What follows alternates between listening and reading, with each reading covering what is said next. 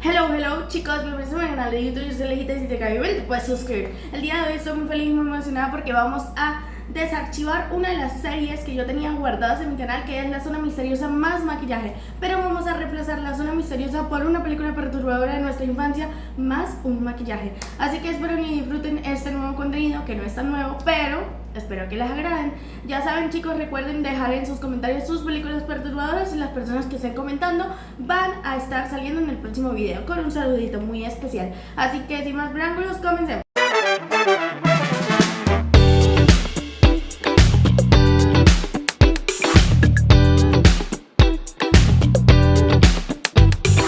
El día de hoy vamos a comenzar con la película más perturbadora de mi infancia, Frankenweenie. Esta es una película del productor Tim Burton, y para poder comprender por qué es tan perturbadora, primero debemos de conocer un poquito más del origen de Tim Burton. Vamos a colocar esto. Burton no nació en un castillo gótico, sino en Woodbine, California, en un lugar bastante soleado y normal del mundo. El sentimiento de aislamiento. Burton se sentía extraño en su origen, o sea, en su propia casa. No se conoce mucho de su infancia, pero se sabe que uno de los momentos más duros de su infancia fue cuando sus padres taparon toda su ventana y lo dejaron con solo una rejilla. De aquí podemos ver por qué es tan turbio y perturbador su contenido de sus películas. Había un refugio bastante importante en la infancia de Tim Burton y era hacia los monstruos. Mientras otros niños jugaban con el béisbol, él pasaba el tiempo en cementerios o viendo películas de terror de la serie B y de Vincent Price. Para él, los monstruos no eran malos, eran seres incomprendidos, mucho más interesantes que la gente normal. Su estilo no es terror puro, es expresión alemán mezclado con cuentos de hadas que reflejan insomnio, ansiedad y muchos otros. Burton mezclaba lo tierno con lo macabro, o bueno, mezcla lo tierno con lo macabro. ¿Qué pasa? Que a finales de los 70 Burton entró a trabajar, adivinen en dónde, en Disney, como animador. Tras ganar una beca, fue un desastre desde el principio. Él era demasiado extraño para la compañía, hasta para sus propios compañeros de trabajo era demasiado raro. Y esta historia es demasiado bonita porque nos enseña que las personas raras no deben de dejar de ser raras por lo que la sociedad opine, sino que en algún momento van a brillar por su rareza. O bueno, de esa manera lo miro yo. ¿Qué pasa? Que Tim Burton empieza a trabajar como animador, ¿cierto?, en una de las empresas más importantes para la animación, como es Disney Studio. Obviamente para él esto fue algo completamente impactante y una gran ventaja en el mundo laboral. Sin embargo, lo que él no sabía es que allí no iban a saber entender sus ideas, debido a que Disney obviamente pensaba que eran demasiado macabras y no daban ningún estilo fresco o infantil que ellos pudieran decir como que, ajá, por aquí es. Le costaba dibujar el estilo tierno y redondeado de Disney. ¿Qué pasa? Que le dieron su primer cortometraje llamado Vincent. Disney le permitió hacer un corto de stop motion, pero cuando vieron el resultado, un niño obsesionado con enterrar viva a su tía, no supieron qué hacer con él y lo guardaron en un cajón. Y ahí viene el despido por Frankenweenie, que es la película que hoy vamos a tocar. En el año 1984, el punto de ruptura definitivo fue cuando Disney le dio presupuesto para hacer una película familiar. Cuando Burton entregó la historia del niño que revive su perro muerto con electricidad, los ejecutivos se horrorizaron. Disney lo despidió bajo el argumento de que estaba desperdiciando el dinero de la compañía, creando contenido que era demasiado aterrador para los niños. Irónicamente, años después, Disney le rogaría por que regresara para hacer la versión animada que hoy conocemos. Así que podemos conocer un poquito de las facetas de Tim Burton. Desde su infancia era un niño que no era comprendido por sus padres, que fue aislado muchas veces, que no le iba bien con sus compañeritos de clase debido a que era un niño bastante solitario y que nadie comprendía su estilo, mucho menos sus profesores, los cuales una vez le llegaron a decir que si seguía así no iba a ser nadie debido a sus dibujos tan feos. Luego entra Disney y se topa con que su creatividad no es aceptada por una de las compañías más grandes de animación, lo que puede ser un golpe durísimo. Sin embargo, Tim Burton no se quedó ahí y hubo una persona que sí supo reconocer su arte y le dio el reconocimiento que merecía, y así fue cuando salieron muchísimos de sus éxitos, como por ejemplo el Manos de Tijera o Willy Wonka, muchos otros que fueron unos exitazos, entre ellos El cadáver de la novia, Frankenweenie, Paranormal y muchas de estas películas de tipo stop motion. De saber qué es la técnica del stop motion. La técnica del stop motion es una de las más utilizadas por muchos años en el cine o en el estudio de la animación. Lo que quiere decir es que es fotograma por fotograma. Usualmente los artistas utilizan muñecos de plastilina o dibujos y hacen una foto por cada movimiento, juntándolo y así creando lo que se conoce como stop motion, en un contexto de lo que es el proceso de un stop motion. Y después de ese pequeño contexto, comencemos con Frankenweenie. La historia comienza mostrándonos el mundo interior de Víctor Frankenstein. No es el típico niño deportista, sino es un cineasta aficionado y también un pequeño científico que vive en un suburbio cuadrado y perfecto llamado New Holland. Esta es una clara referencia de lo que comentamos al anterior de la vida de Tim Burton. Algo que tienen que saber es que casi, o la mayoría, si no es que todas las películas de Tim Burton tienen partes o experiencias de su vida resumidas o plasmadas en cada una de sus películas, ¿ok? Y esto es algo interesantísimo de aclarar, porque es muy importante saber que cada una de sus películas tiene un reflejo de su vida personal y de lo perturbador que fue su mundo y su mente cuando era pequeño. Así que en esta parte podemos ver que Víctor presenta a sus padres su última obra maestra, una película de monstruos protagonizadas por su perro Sparky. Esto establece una conexión inquebrantable. Sparky no era solamente una mascota, es su actor, su cómplice y su único amigo de verdad. Esto es una referencia a la vida directa de Tim Burton, porque Tim Burton cuando era pequeño tenía un perrito, el cual falleció, así que sin darles spoiler vamos a seguir con la trama de la película. El padre de Víctor era muy preocupado porque su hijo era una persona muy solitaria y rara, así lo describía. ¿Qué pasa? Que Víctor comienza a decirle que quiere participar en la feria que se va a dar en su escuela de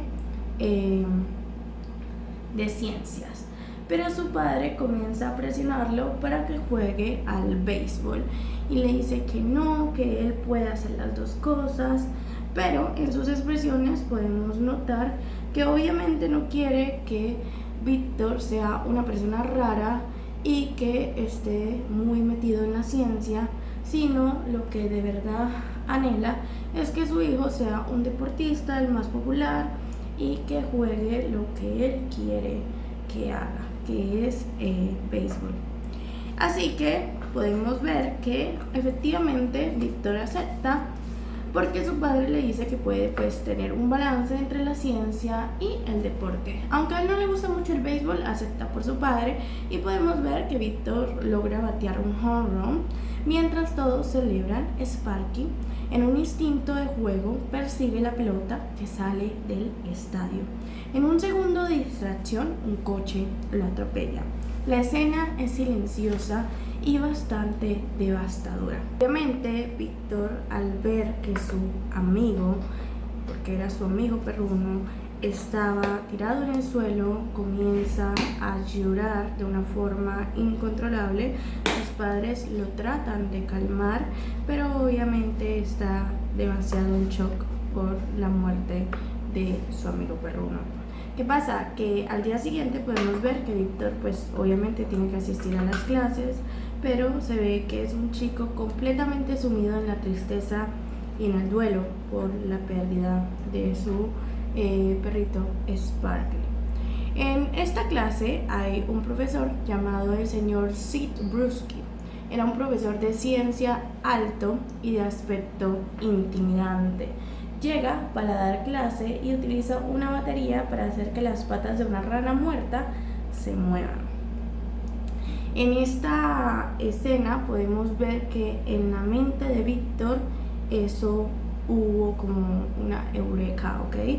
Y él comienza a tener la idea de que tal vez él pueda hacer una máquina que funcione con electricidad y pueda revivir a su amigo Sparkly, pues si su profesor logró revivir a una rana, él también podrá revivir a Sparkly. Esa misma noche, obviamente, ya habíamos visto la escena de que a Sparkly obviamente lo habían enterrado en un cementerio, algo bastante raro, pero bueno, usualmente los perritos los entierran como en las mismas casas y así.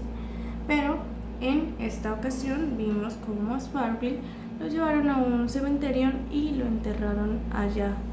¿Qué pasa? Que Víctor, obviamente, en la noche, con la idea de revivir a su amigo, se fue hasta el cementerio y profanó su tumba. Bueno, así se le dice, profanó su tumba realmente, pero lo que él hizo fue sacar a su amigo con la intención de poder revivirlo, ¿ok? Entonces, ¿qué pasa? Víctor desentierra a su amigo, algo bastante turbio y perturbador para niños, que eran estas películas dirigidas más que todo a una audiencia infantil. Y yo cuando lo vi realmente por primera vez, a mí me causó demasiado miedo, porque uno no entendía bien la vibra y de lo que venía la película realmente. Entonces esa escena fue bastante turbia y perturbadora. ¿Qué pasa? Que aquí hay de verdad una escena muy turbia, porque era una ubicación en una colina lúgubre, y desentierra a Sparkly y lo lleva a su sótano. Bueno, no como a su sótano, sino como a su ático, en donde él hacía todos sus experimentos.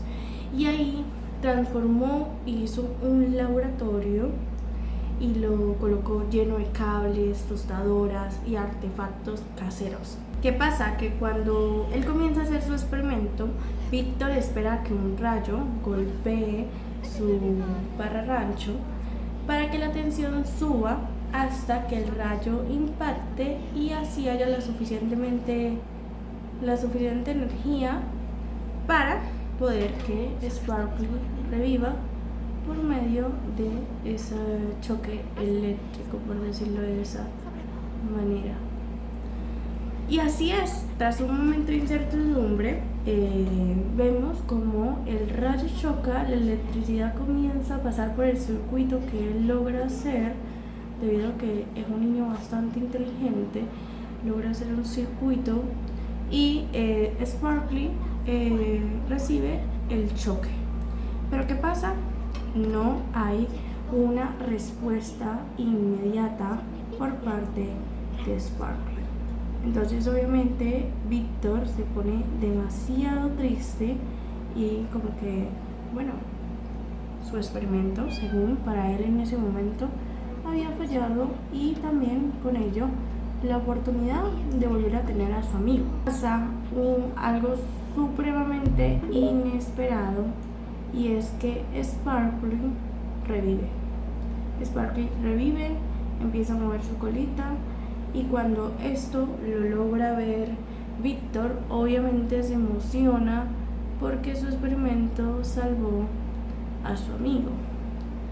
¿Qué pasa? Que obviamente nadie, absolutamente nadie puede saber que Sparkly está vivo porque nadie lo entendería y él correría el riesgo de que lo separen a Sparkly porque la gente piense que es una abominación o algo así.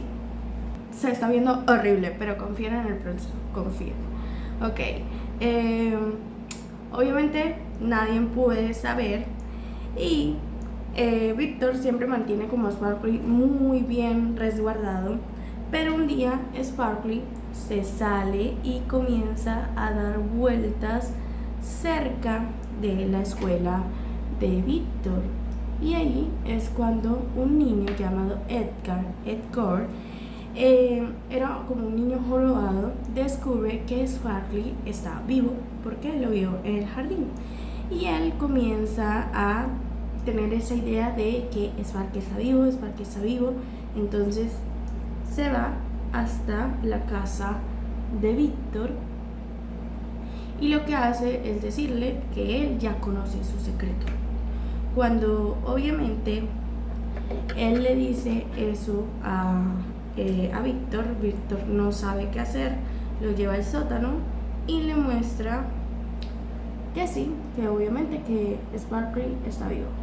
Y entonces él le dice, lo empieza a chantajear y le dice que lo tiene que dejar conocer su secreto y que cómo hizo para que Sparkly reviviera. Y aquí no le queda más remedio a Víctor que mostrarle cómo funciona su experimento, debido a que obviamente si él no decía Edgar, pues iba a revelar su secreto y iba a estar en peligro de Sparkly. Entonces él no iba a permitir eso y pues su error fue decirle como que está bien, pero no le digas a nadie. Y así fue, le mostró su secreto y le mostró a Edgar cómo hacer el experimento. Entonces en este punto vemos que Edgar comienza a presionar demasiado a Víctor para que lo enseñe a hacer el experimento y él compra un pez. ¿Qué pasa? Que cuando compra el pez vuelven a hacer el experimento tratando de que el pez reviva. Compran un pez muerto y el pez efectivamente revive, pero en esta ocasión el pez se vuelve completamente transparente, algo que obviamente Víctor no sabía cómo solucionarlo y Edgar le dice que obvio lo tiene que solucionar porque ese es su experimento y que él no puede llegar con ese experimento así. Y bueno, comienza a chantajearlo. Los otros niños, Nestor, Reshaki y Buck, se enteran de que hay un pez transparente en la pecera que tiene Edgar y hay unos bravucones que comienzan como a presionar a Edgar para que diga y él obviamente sin nada de ética le dice a esos niños que sí, que hay un pez y que Sparkly está vivo y les comentan absolutamente todo a todo el mundo literalmente en la escuela. Ellos comienzan a decir, todos esos niños, que ellos también necesitan mascotas revividas para poder ganar el concurso, ¿ok?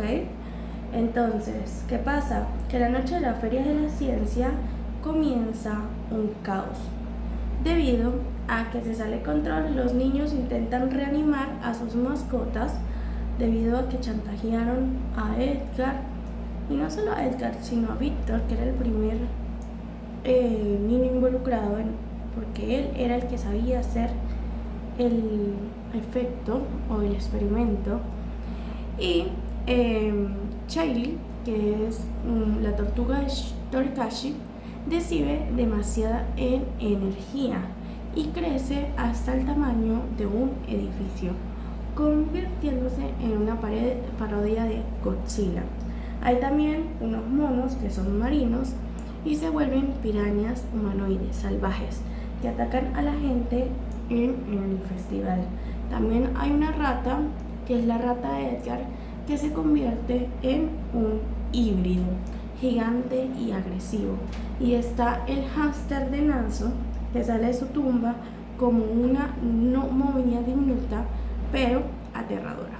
Claro, está el gato de la niña rara llamado Mr. Whisker, que muerde a un murciélago mientras recibe una descarga, fusionándose en una criatura aliada con colmillos. Algo que no mencionamos es que antes de la película, esta niña que tenía ese gato era bastante importante como en la trama, porque antes de que muriera Sparkly, ella, supuestamente su gato tenía premoniciones, entonces su gato decía como las cosas que iban a pasar y ella agarró y le dijo, o sea, según el gato hacía popó y dependiendo de si hacía una letra con el nombre de una persona, era porque a esa persona le iba a pasar algo malo.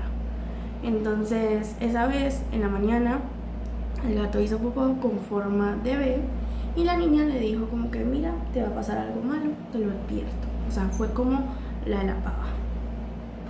Bueno, pero remontándonos a la película en donde pasa el experimento y todas esas mascotas se vuelven demonios y halls y de todos, la ciudad entra en pánico total y la gente de New Holland, liderada por el alcalde irritable, persigue a Sparkly, creyendo que él es el origen de todos los monstruos. O sea, como que tomaron a Sparkly para ellos no sentirse tan mal. Todo eso lo hacen en muchas ocasiones, en donde la furia colectiva prefiere no ver el problema real, sino atacar a una sola persona para colocar toda su furia allí. Y esto fue lo que hicieron con Sparkly. En esta parte, Sparkly y Víctor huyen hacia un viejo molino en la colina y el gato vampiro atrapa a Elsa, que es la vecina de Víctor, y se la lleva a un molino. Víctor y Sparkly luchan contra el gato vampiro para salvar a Elsa y el molino se incendia en medio de las llamas. Sparkly logra sacar a Víctor y a Elsa, pero él queda atrapado cuando el gato lo ataca de nuevo y el molino se derrumba, aplastando a la criatura, dejando a Sparkly muerto por segunda vez bajo los escombros. Obviamente los ciudadanos llegan al lugar del incendio y ven el cuerpo de Sparkly. Se dan cuenta de que el perro no era el monstruo, sino que salvó la vida de los niños. Y aquí comienza un poder de la comunidad, que por sugerencia del padre Víctor, todos los vecinos colocan sus coches en círculo, conectan cables de arranque entre sí para crear una red eléctrica masiva y Víctor le habla a su perro pidiéndole que regrese. Tras una descarga final, parpadea y revive. El pueblo lo acepta y la película termina con Sparkly y la perrita Persephone, que era una perrita bastante importante, que era la vecina de Sparkly, que ellos estaban como enamorados, pues compartiendo un momento romántico. Y así es como esta película termina de esta forma. Realmente es una película un poquito turbia y perturbadora en un contexto que lo veíamos cuando éramos pequeños, pero tiene un mensaje bastante poderoso y muy bonito, y es el amor de una persona por su mascota o por sus seres queridos que hicieron lo posible por revivirlos. Y así, chicos, finalmente es como termina esta película y este maquillaje inspirado en la película de Frankenweenie. Así que si les gustó, dale like, deja tu comentario, deja sugerencias de maquillajes en la comunidad, que estaremos haciendo esa sección los días lunes. Así que si te gustó, deja tu comentario, un like, cualquier cosita, cualquier interacción que nos ayuden a llegar a los 2000 seguidores. Ya saben que estamos a punto de la meta de los 2000 suscriptores. Así que, chicos, espero que les vaya muy bien y sin más preámbulo, bye bye.